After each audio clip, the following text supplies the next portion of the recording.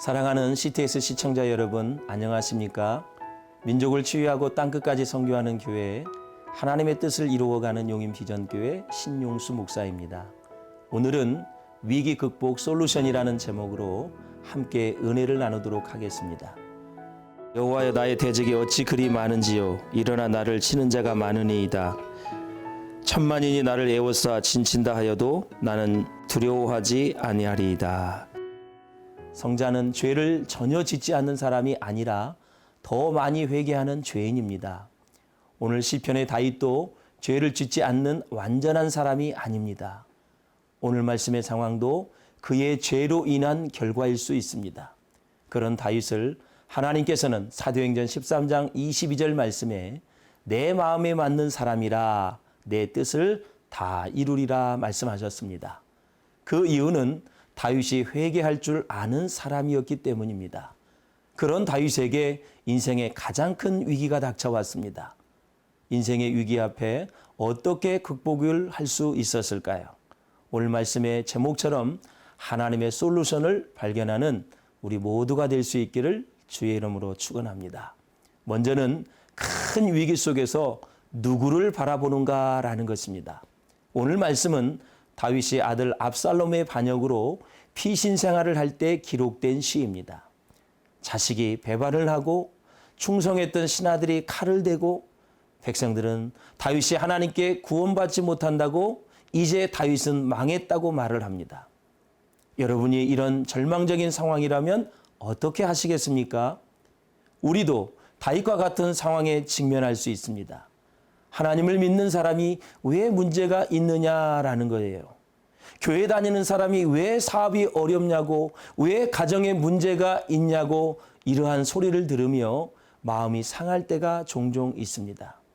하나님을 믿는 사람은 그 어떠한 문제도 생겨서는 안 될 것 같습니다. 그렇다면 다윗은 어떻게 반응을 했을까요? 다윗은 큰 위기를 맞았습니다. 하지만 조금도 흔들림이 없었습니다. 주님을 바라보는 사람, 주님을 의지하는 사람은 그 어떤 절망적인 상황에도 요동하지 않는다는 사실을 꼭 믿으시기를 바랍니다. 또한 회복시키시는 하나님께서 바라보고 의지하는 자에게 응답하십니다. 다윗은 4절 말씀에 내가 나의 목소리로 여호와께 부르짖으니 그의 성산에서 응답하시는도다 말씀합니다.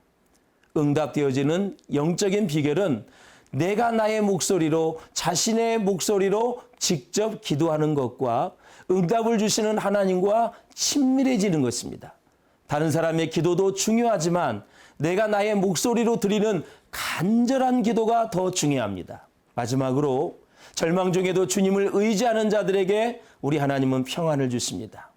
지금 다윗의 상황은 쿠데타를 일으킨 대적들에게로 대세가 기울어지면서 온갖 조롱을 받으며 도망치는 절망적인 신세입니다. 그 마음이 얼마나 두렵고 분하겠습니까? 그런데 다윗은 우리가 생각한 전혀 다른 모습으로 태평하게 누워서 자고 일어나는 것입니다.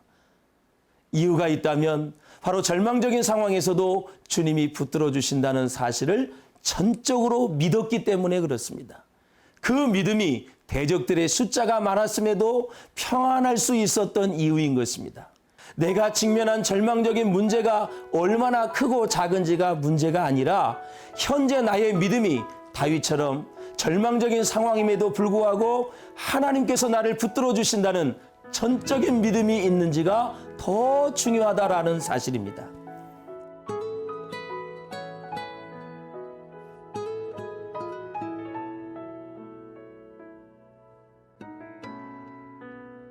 사랑하는 시청자 여러분, 코로나 바이러스로 전 국민적으로 염려하며 고통하고 있는 이때에 바이러스라는 문제를 바라보기보다는 문제 위에 역사하시는 하나님을 바라보시기를 바랍니다.